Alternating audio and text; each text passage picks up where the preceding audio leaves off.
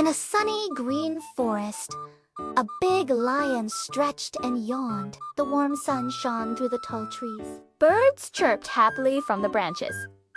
The lion shook his golden mane. He was the king of the jungle, strong and proud. He padded slowly through the grass. His big paws left marks on the soft earth. The lion lay under a shady tree to rest. Suddenly, he heard tiny footsteps. A little mouse was hurrying across the grass. The mouse was looking for food. He carried a tiny seed in his paws. The lion's eyes followed the mouse. What is this tiny creature? Thought the lion. Quick as a flash, the lion caught the mouse with his paw. The mouse squeaked loudly. "Please, mighty lion, don't eat me." The lion laughed, his deep voice rumbling. "Ha! You are far too small to make a meal for me." The mouse trembled but looked up bravely. "Maybe one day I can help you too," squeaked the mouse. The lion chuckled so hard the trees shook.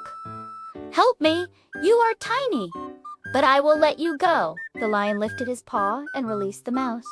The mouse ran away quickly, smiling with relief. He whispered, "Thank you, kind lion." Days later, the forest grew quiet. The sun was shining, but the air felt still. The lion walked proudly among the trees. He sniffed the air, enjoying the day. Suddenly, snap! A hunter's net dropped from above. The ropes wrapped tightly around the lion. The mighty lion roared in surprise. He struggled and thrashed, but the ropes pulled tighter and tighter. The lion tugged with all his strength, but he could not break free. His roars echoed through the forest. The jungle animals heard his cries. The deer hid quietly in the bushes. The birds flew high into the sky. But far away, the little mouse stopped. He perked up his tiny ears. "That sounds like my friend, the lion," squeaked the mouse. The mouse's heart began to beat faster. He ran as quickly as his small legs could carry him. Over grass, under roots, through tiny holes. The mouse ran.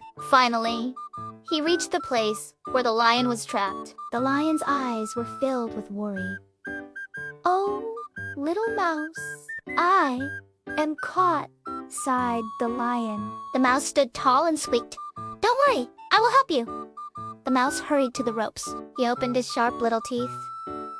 Nibble, nibble, chew, chew. One rope began to fray. Snap! The first rope broke. The lion gasped in surprise. "Little mouse, you're really helping me." The mouse smiled and kept chewing. He worked with all his strength. Nibble, nibble, chew, chew. Another rope broke free. The lion could now move his paw. The mouse ran to another rope. He chewed and chewed, not giving up. The lion's eyes shone with hope. At last, the final rope snapped. The net tumbled to the ground. The lion stood tall and free once more. He stretched his mighty legs. He shook his golden mane proudly. The lion bent down with a gentle smile. "Thank you, brave little mouse. You saved me." The mouse squeaked happily. "See, even small friends can help big ones." The lion nodded wisely. "You were right. Everyone is important, no matter their size." The forest animals peeked from behind the trees. They cheered for the mouse and the lion. From that day, the lion and the mouse were best friends. They shared food together under the big trees.